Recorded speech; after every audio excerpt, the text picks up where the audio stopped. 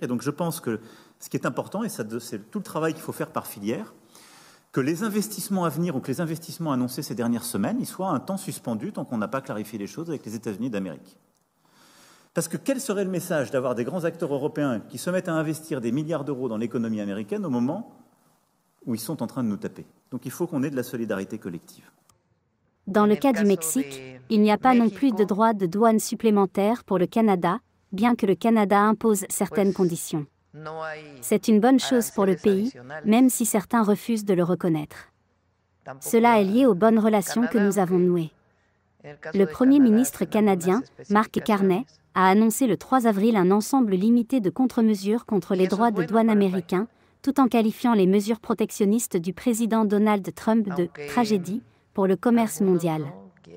4028 USA, Trump, tarif, Canada, Carney.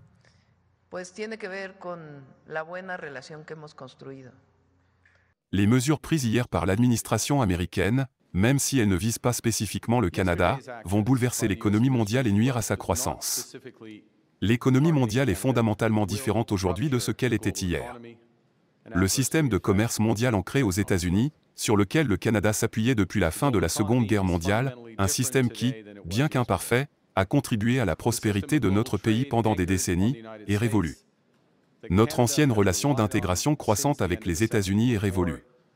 La période de 80 ans où les États-Unis ont assumé le rôle de leader économique mondial, où ils ont forgé des alliances fondées sur la confiance et le respect mutuel et défendu l'échange libre et ouvert de biens et de services, est révolue.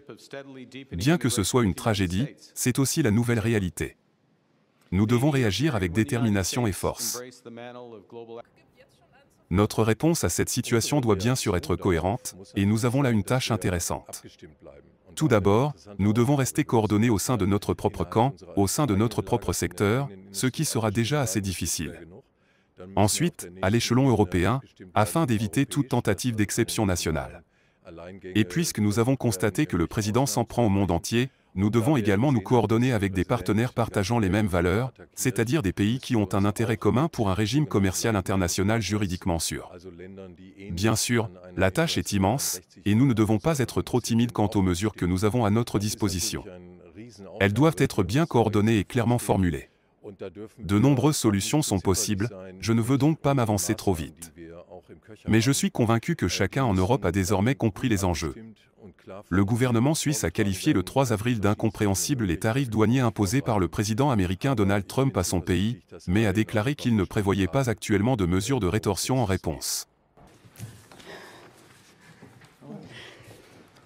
Le Conseil fédéral a pris connaissance des décisions des États-Unis concernant les droits de douane.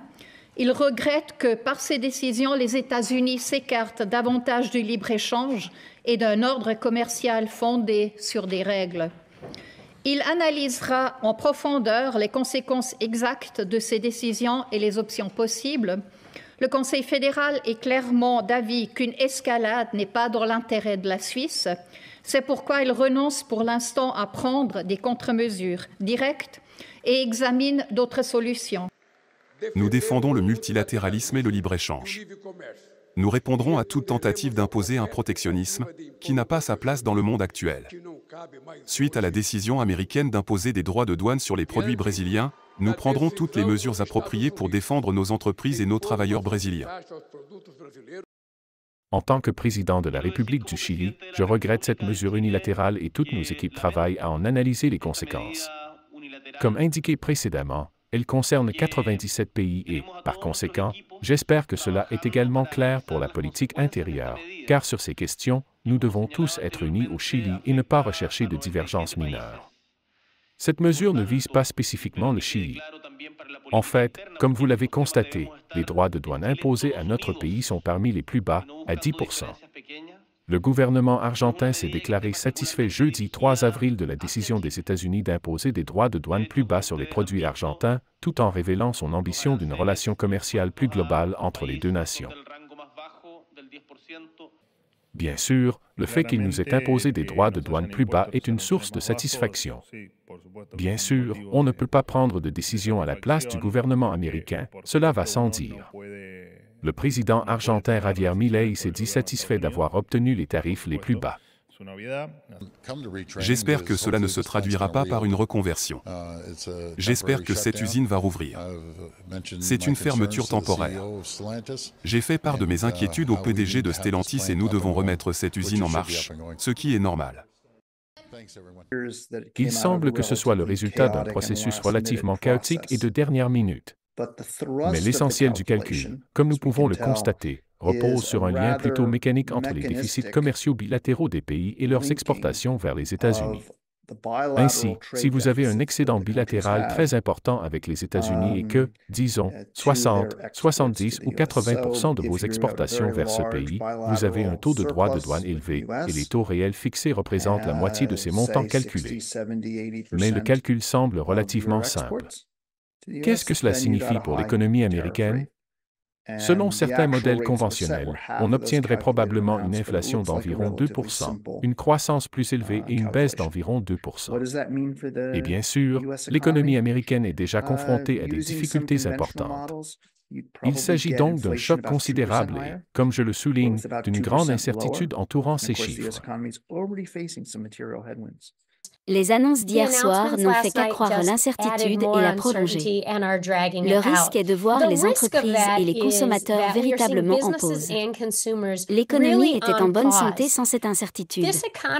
Nous savons donc que nous disposons d'une base stable, mais si les entreprises et les consommateurs marquent une pause, nous pourrions assister à un ralentissement auto-alimenté.